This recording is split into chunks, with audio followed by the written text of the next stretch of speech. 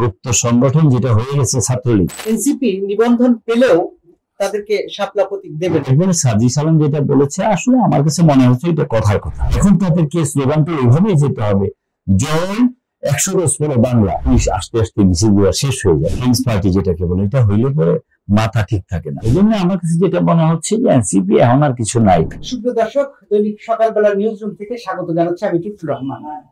নানা প্রসঙ্গ ঘটেছে এই দুদিনে, কিন্তু সবচেয়ে বড় একটি খবর হচ্ছে এনসিপি কে শাপলা প্রতীক বরাদ্দ দেওয়া হবে না বলে ইসি সাফ জানিয়ে দিয়েছে। এই নিউজের পরে প্রতিক্রিয়া জানিয়েছেন এনসিপির এক নেতা সাজিদ আলম। তিনি বলেছেন যে এনসিপি কে অবশ্যই শাপলা প্রতীক দিতে হবে, এর কোনো অপশন নেই। এসব নিয়ে আজকে আমরা কথা বলবো। আমাদের সঙ্গে কথা বলার জন্য যুক্ত হচ্ছেন রাজনৈতিক বিশ্লেষক, সাবেক ভিপি এবং আঞ্চলিক সম্পাদক পরিষদের সভাপতি খালিদ সাইফুল্লাহ সোহেল। হ্যাঁ, আপনাকে স্বাগত জানতে আমাদের স্টুডিওতে। আপনাকেও ধন্যবাদ আমাকে দাওয়াত দেওয়ার জন্য। আপনি নিশ্চয়ই খবরটি দেখেছেন যে ইসি বলেছে যে এনসিপি নিবন্ধন পেলেও তাদেরকে শাপলা প্রতীক দেবে না। তার কারণ ইসির যে প্রতীকের তালিকা, নিবন্ধিত প্রতীকের তালিকা, সেখানে শাপলা নেই, অতএব এটা দেওয়ার কোনো প্রশ্নই ওঠে না। এর প্রতিক্রিয়ায় এনসিপি নেতা সাজিদ আলম বলেছে যে শাপলাই আমাদেরকে দিতে হবে, এর কোনো নো ওয়ে। এবং আমরা দেখি আমাদেরকে শাপলা না দিয়ে কিভাবে নির্বাচন হয়। আপনার প্রতিক্রিয়া জানতে চাই। ধন্যবাদ আপনাকে। আপনি যে প্রশ্নটা করেছেন, প্রথমত হয়েছে যে শাপলা প্রতীকটা দেওয়ার মতো আইন আছে কিনা, কারণ শাপলা আমাদের জাতীয় প্রতীক, আপনি তো জানেন সেটা আগেও আমি যতটুকু জানি মাহমুদুর রহমান মান্না সাহেবের দল এটা চাইছিলেন, পরে সেটা দেয় নাই নির্বাচন কমিশন জাতীয় প্রতীক হিসাবে। এটা ওরা চাচ্ছে, চাওয়ার সময় অনেকে নিষেধ করেছেন এবং বলেছেন যে এটা দেওয়া যাবে না, ওরাও সেটা জানে। আর এখন যেটা যাচ্ছে আনুষ্ঠানিকভাবে ঘোষণা করেছে শাপলা তাদের প্রতীকের মধ্যে নাই, সেটা দেওয়া যাবে না। এরপরে সাজিদ আলম যেটা বলেছে আসলে আমার কাছে মনে হচ্ছে এটা কথার কথা। ওরা নতুন একটা প্রতীক নিয়েই নির্বাচনে যাবে। আর যেটা হুমকি আমকার দিচ্ছে, রাজনৈতিক ভাষায় এগুলি হুমকি আমকার দিতে হয়, নাহলে আসলে রাজনীতি জমে না। ওরা তো গতানুগতিক রাজনীতির পার্টির মধ্যে এগুলি শিখে আসতেছে, ওরা তো আগের রাজনীতির মতোই রাজনীতি করে, নতুনত্ব কিছু নাই। যেমন কথা ওরা বলতে পারবে না যে জুলাই গণঅভ্যুত্থানের পরে আমরা স্টেক হোল্ডার ছিলাম, আমরা তো ভালো ছিলাম, আমরা নতুন কিছু করব। অর্থাৎ নির্বাচন কমিশন যে আইন করবে, যে সিস্টেম করবে, সেই সিস্টেম অনুযায়ী আমরা চলবো। তারা সিস্টেম নতুন করে শিখে নাই, তারা শিখছে আগের মতোই রাজনীতি, যে আমাকে না দিলে আমি হুমকি দিব, বন্ধ করে দিব, কাউকে করতে দিব না। এগুলি ফেসিস্টদের মতো কথা হয়, এই ছেলেদের মুখে এগুলি মানায় না। এই ছেলেরা এই কয়েকদিন তো নীরব ছিল। আপনি যেটাকে প্রধান আলোচনা এনেছেন, আমার কাছে মনে হয় এটা প্রধান আলোচনার মধ্যে পড়ে না। এই জন্য যে ওরা অনেক কথা বলেছে, সব কথা থেকে ওরা পিছিয়ে আসতেছে, কোনো কথার সাথে বাস্তবতার সম্পর্ক অনেক কমে গেছে। এই জন্য যে এনসিপি যে আদর্শ নিয়ে বড় হওয়ার কথা ছিল, এই আদর্শ থেকে অনেক আগেই সরে গেছে। ওরা একবার মেয়ে কেলেঙ্কারিতে জড়ায়, একবার চাঁদাবাজিতে জড়ায়, একবার দলের ইস্যুতে জড়ায়, একবার কার সাথে জোট করবে সেটাতে জড়ায়, একবার টুপি নিজেরা মাথায় দেয়, আরেকবার টুপি ধার করে, আরেকবার বলে সোজা রাস্তায় হাঁটবে। ওদের আসলে মাথা মুন্ডু খুঁজে পাচ্ছে না। একবার ভালো পীর খুঁজে, একবার ভণ্ড পীর খুঁজে, একবার সোজা পীর খুঁজে। আসলে মানুষের পাবলিকলি জনপ্রিয়তা কম থাকলে আর সরকারি দল হইলে, কিংস পার্টি যেটাকে বলে, এটা হইলে পরে মাথা ঠিক থাকে না, যে পাবলিকের কাছে তো যেতে হবে, ভোট তো পাবলিকের কাছে। তাদের জনপ্রিয়তার কথা যখন বললেন, তখন আমি একটু ডাকসু প্রসঙ্গে কথা বলি। এনসিপির সরাসরি হয়তো তারা সমর্থক না, কিন্তু মানে বাকশাস নির্বাচন করেছে এবং এই নির্বাচনে কিন্তু বাকশাস একেবারেই ভরাডুবি হয়েছে। তো এক্ষেত্রে কি আপনার কি মনে হয় না যে এনসিপি গণঅভ্যুত্থানের মধ্য দিয়ে গড়ে ওঠে একটি দল, তাদের সেই জনপ্রিয়তা আর জায়গায় নেই এবং তারা যে হুমকি ধামকি দিচ্ছে, এটা আসলে আপনি যেটা বলেন কথার কথা। ধন্যবাদ আপনাকে, আপনি মূল পয়েন্টে এসেছেন। যে ওরা যদি মূল স্টেক হোল্ডার হতো, ঢাকা বিশ্ববিদ্যালয়ের সমস্ত ছেলেরা তাদের পক্ষে তো অবস্থান নেওয়ার কথা। আর এখানে গাপটি মারা গুপ্ত সংগঠন যেটা হয়ে গেছে ছাত্রলীগ, তাদের তো একটা বিশাল সমর্থক রয়েছে সেখানে, এটা তো অস্বীকার করা যাবে না। গত 17 বছর তো ঢাকা বিশ্ববিদ্যালয় ছাত্রলীগে ছিল, এর মধ্যে শিবির তাদের মধ্যে ঢুকে কিছু একটা পার্সেন্টেজ ছিল, আর ছাত্রদল যারা করেছিল তারা তো কিছু ছিল আর বাকি সব বের হয়ে গেছে, মানে বাইরে থাকতো। ওই সমর্থক গোষ্ঠী তো অমনভাবে ঘুরে উঠে নাই, কারণ আসলে ছাত্রের কাছে যেতে হয়তো আপনি ছাত্র রাজনীতি করলে ছাত্র সমাজের মাঝখানে না থাকলে আপনার তো কোনোভাবেই জনপ্রিয়তা গ্রো করবে না। সুতরাং আপনি যে চিন্তাটা করেছেন এটাই সঠিক, যে তারা যদি মূল স্টেক হোল্ডার হতো তাহলে অবশ্যই তাদের যে প্রার্থী ছিল তারাই সবচেয়ে বেশি বিজয়ী হতো। তাহলে আপনি বলেন তারা হতে পারে না, তাহলে স্টেক হোল্ডার কি ছাত্র শিবির? না, ছাত্র শিবিরের যারা প্রার্থী হয়েছেন বিপিজিএস তারাও ছাত্রলীগের সম্পাদক ছিলেন, ছাত্রলীগের কর্মী ছিলেন এবং ছাত্রলীগের নেতৃত্বের সাথে মিশেছিলেন বলেই ভোটের সময় তাদের সাথে তাদের রিলেশন ছিল। তারা হলে থাকতেন, হলে ছেলেদের সাথে মিশে যে যারা ছাত্রলীগ করতো তাদের সাথেও তাদের সম্পর্ক ছিল। এরা তো এখনো আছে এবং এরা জানে ছাত্রলীগ কারা কারা করতো, ওদেরকে তারা একসাথে করেছে। তাতে দেখা গেছে কি মূল যে থিম নিয়ে এই জুলাই অভ্যুত্থানের কথা বলেছে তারা ভোটগুলা না পেয়ে গেছে শিবির ছাত্রলীগ সহ সমস্ত সমর্থন নিয়ে তারা এগিয়ে গেছে। ছাত্রলীগ এখানে সেকেন্ড পজিশনে চলে গেছে, কারণ তারা তো হলে থাকতে পারে নাই। অথচ ছাত্র দলের যে বিপি প্রার্থী ছিল আবির তো আমার কাছে মনে হয়েছে বিপ্লবের একটা স্ফুলিঙ্গ ছিল। তার যে কথাবার্তা, চার চলনা, সবচেয়ে বড় যে স্লোগানটা ছিল আমাদেরকে কেউ ছাড়া যায় না, এই যে স্লোগানটা আমার কাছে প্রতি সময় মনে হয় এটি ঢাকা বিশ্ববিদ্যালয়ে একদিনের একটা টার্নিং পয়েন্টের স্লোগান ছিল। সেদিন যদি একজনকে ছেড়ে একজন চলে যেত তাহলে আপনি সেই অভ্যুত্থানটা ওই সময় ওইভাবে সাজানো যেত না। সেটি তো আবির করেছে। অথচ ছাত্র শিবিরের যে বিপি হলো জিএস হলো তাদেরকে কোনো ফুটেও দেখা গেছে না, কারণ তারা গুপ্তভাবে ছিল।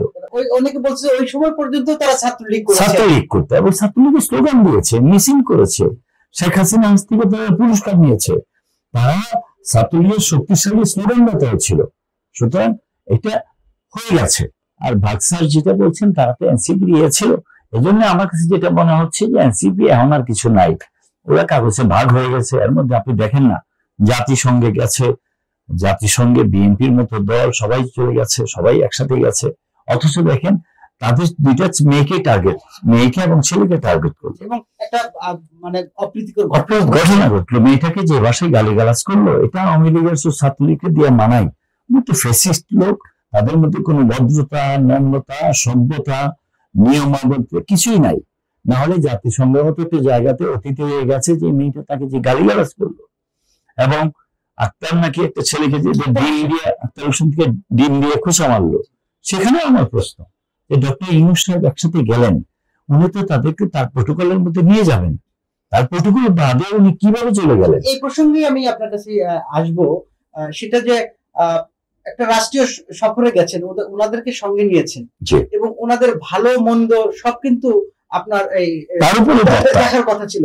এটাতে কি কোনো ব্যর্থতা দেখছেন কিনা? আমার কাছে মনে হচ্ছে যে ইউনূস সাহেব কি আজ করতে পেরেছিলেন যে আমি একসাথে গেলে আমাও কি ডিম দিয়ে ঢিল মারে কিনা, এটা একটু ভয় মনে ওনাকে কাজ করছিল। নাহলে উনি কেন তার সফর সঙ্গীকে পিছনে রেখে উনি সামনে এগিয়ে গেলেন? কাজটাই তো ওনার সঠিক হয় নাই। এরপরে যেভাবে ডিম মারা হলো, যা হলো, খুবই নিন্দনীয়, খুবই দুঃখজনক। এই ছেলেরা আমাদের জনপ্রিয়তা হারার ভুল করতে পারে, ছেলেরা তো ভুল করবে, ছেলেদের জন্মই হয়েছে ভুল করার জন্য, কিন্তু তাদেরকে যে অপমান করা হয়েছে এটা আমি তীব্র নিন্দা জানাই এবং তীব্র প্রতিবাদ করি। এটার জন্য এই সরকারকে উচিত, এটার জন্য যারা বিচারের কার্যক্রমের মধ্যে আছে তাদের বিচারে আওতায় আনতে হবে, যারা এটাতে ছিলেন তাদেরকে চিহ্নিত করে গ্রেপ্তারের জন্য দাবি জানাতে হবে, বাংলাদেশে তাদের বিচার করতে হবে। আপনাদের পত্রিকা দৈনিক সকালবেলা তো আজকে নিউজ করা হয়েছে যে ছাত্রলীগ আওয়ামী লীগ জটিকা মিছিল করছে ঢাকা শহরে, তারা বিভিন্ন শহর থেকে লোকজন জোর করছে ঢাকায়, মিছিল করে করে ফেসবুকে দিচ্ছে। এই জন্য 3 জন পুলিশ কর্মকর্তাকে সরিয়ে দেওয়া হয়েছে। আমি এখানে আমার ভিডিও আছে যে আপনি যে পুলিশ কর্মকর্তাকে দায়িত্ব দিয়েছেন আপনি চাইলেই তাদেরকে সরাতে পারেন, কিন্তু তাদেরকে এই মনোবলটাকে শক্ত করে তো আপনি সরাবেন।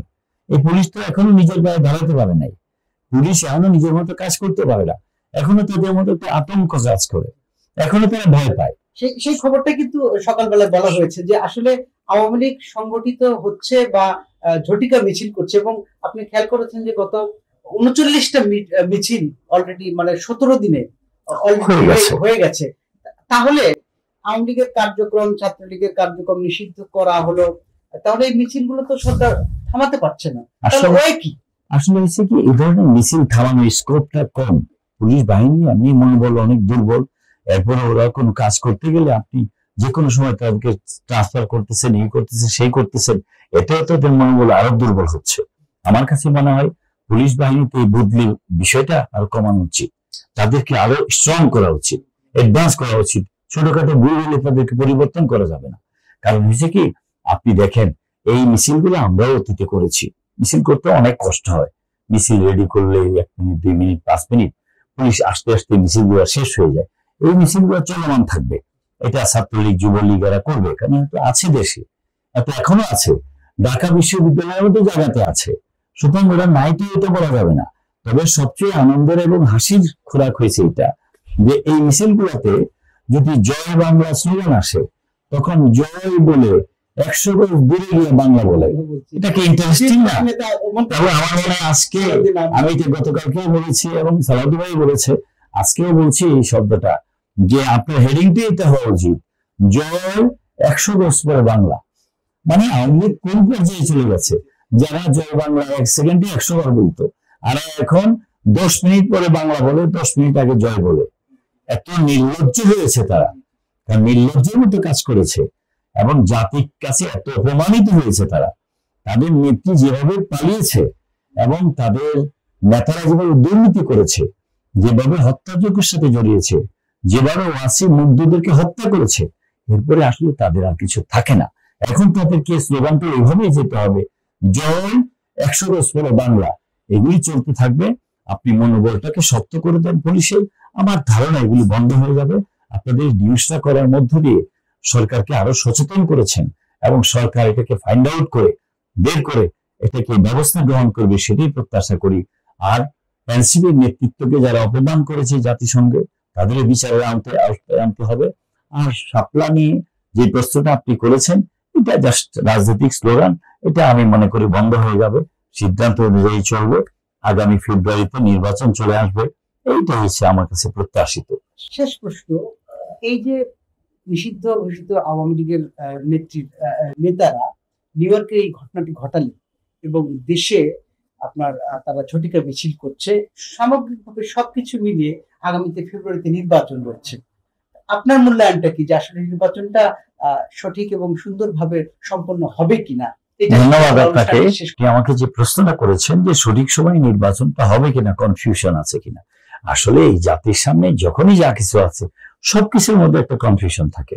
আর আমরা আসলে মানুষগুলা ক্ষমতায় বসলে ক্ষমতার লোভী হয়ে যায়, এই জন্যই ক্ষমতার পালাবদল হইতে সময় লাগে। এই বিষয়ে প্রাথমিক অবস্থায় এই ভুলগুলা করেছেন বলেই এই সন্দেহগুলা ঢুকেছে। তবে 28শে ফেব্রুয়ারির মধ্যে যে নির্বাচনটা হবে, সেই নির্বাচনটা হইতে বাধ্য এবং এই নির্বাচন হবেই। এই নির্বাচন কোন কারণে যদি গভর্নমেন্ট পিছানোর চেষ্টা করে, তাহলে এই দেশে আরেকটা অভ্যুত্থান হবে, যেটা ফেব্রুয়ারির অভ্যুত্থান। কারণ মানুষটা মানবে না, মানতে পারে না, মানা উচিত না। অনেক রক্ত গেছে, অনেক কিছু গেছে। এটা গেল নির্বাচনের বিষয়ে। আর নির্বাচন পিছানোর জন্য যারা নতুন নতুন কথা বলতেছেন, সেই কথাগুলো ওনাদেরকে এটা সাজে না, উচিত না। কারণ আপনি 17 বছর আন্দোলনের মধ্যে একদিনও যে শব্দ উচ্চারণ করেন নাই, সেই শব্দ নিয়ে আজকে আপনি নির্বাচনকে প্রতিহত করতে চাচ্ছেন, সেটা একটা প্রতারণা জাতির সাথে। আপনি তখন বলতেন যে আমরা এই আন্দোলন করতেছি, আন্দোলন করার পরে আমাদেরকে পিআর কিংবা ডিআর কিংবা সংসদীয় পদ্ধতি কিংবা আমাকে ছিল না, একটা দফার মধ্যেও ছিল না। আপনি এখন দফাগুলো আনতেছেন, এতে কি মনে হয় না জাতির সাথে প্রতিশ্রুতির মধ্যে প্রতারণা হচ্ছে? এবং সবচেয়ে ইন্টারেস্টিং বিষয়, আমি কোথায় কোথায় আপনার এই দাবিগুলো যদি মানি, তখন আপনি জামাতে ইসলাম কিংবা আপনি ইসলামী আন্দোলন, আপনি যদি বলেন যে দেখেন আমার ওয়াইফ একটা ইসলামের আইনে আছে 4টা মধ্যে বিয়ে করা যায়, আমাকে এখন আর 3টে বিয়ের সুযোগ দিতে হবে, 3টে বউ আপনাকে খুঁজে দিতে হবে, এবং বিয়ে না করাইলে আমি নির্বাচনে যাব না। তাহলে ওনাদের জন্য কি আমরা বউ খুঁজতে যাবো, কিংবা সরকারকে বউ খুঁজে দেবো? তারপরে বউ হলো, তখন যদি ওনারা বায়না দেবেন না এবার বউ হয়েছে, যে বউ দিয়েছেন একটা বান্দা, বাচ্চা হচ্ছে না, এবার বাচ্চা হওয়ার জন্য আলাদা প্রোডাকশনের ব্যবস্থা করবো, এগুলি আসলে বায়না। এগুলি আসলে আমার কাছে মনে হয় যে ডিলে করার যত রকমের প্রসেস আছে, ফন্ডিফিকির সব করছে। এগুলি করলে মানুষ আপনাদেরকে আস্থা করে নিক্ষেপ করবে, যেভাবে 71-এ এক দলকে করেছে। আর ইসলামী আন্দোলনে যে পীর জানি কি বলে, কি পীর জানি, ওই যে বরিশালের ওই পীর তো সবসময় আওয়ামী লীগের ঘরেই ছিল। উনার দাদা মোবারক শহীদ হওয়ার পরে যখন নির্বাচনে নির্বাচনের সময় ওনার দাঁত দুধ যখন ভেঙে ফেলেছিল আওয়ামী লীগ, দাঁত ভাঙবার পরে উনি আসছে আন্দোলনে। দাঁত যদি না ভাঙতেন, আমার কাছে মনে হয় উনি আওয়ামী লীগের দালালি করতেন সারা বছর। উনি তো প্রতিষ্ঠিত আওয়ামী লীগের দালাল ছিল। আওয়ামী লীগের প্রতিটা নির্বাচনে উনি গেছেন। শেখ মুজিবের বংশধর অনেক উচ্চ মার্গের এই বয়ানও উনি দিয়েছেন। উনি আওয়ামী লীগের পক্ষে কথা বলেন এমন কোনো কথা নেই। সুতরাং উনি প্রফেশনালি আনুষ্ঠানিক ভাবে আওয়ামী লীগের ব্রোকার ছিল। উনি এখন আসছেন। সুতরাং আমি মনে করি এই সমস্ত কথা বাদ দিয়ে নির্বাচন দেন, ভোট হোক, সেই ভোটের মধ্য দিয়ে যদি আপনাদের পক্ষে রায় আসে, আপনি পিআর করেন, ডিআর করেন, পিরালি করেন, আফগানিস্তান করেন, বাংলাদেশ করেন, নেপাল করেন, জনগণ বলে জনগণের উপরে ছেড়ে দেন। জনগণের উপরে আমরা আস্থা রাখতে চাই। আমাদেরকে সময় দেওয়ার জন্য আপনাকে অসংখ্য ধন্যবাদ। আপনাকেও ধন্যবাদ। ধন্যবাদ দৈনিক সকালবেলাকে আমাকে আমন্ত্রণ জানানোর জন্য। দর্শক, এই ছিল আজকে নিউজরুম। আগামী দিনে আবার নতুন কোনো অতিথির সঙ্গে নতুন কোনো সংবাদ নিয়ে আবার হাজির হব। সে পর্যন্ত ভালো থাকবেন, সুস্থ থাকবেন। সকলকে অসংখ্য ধন্যবাদ।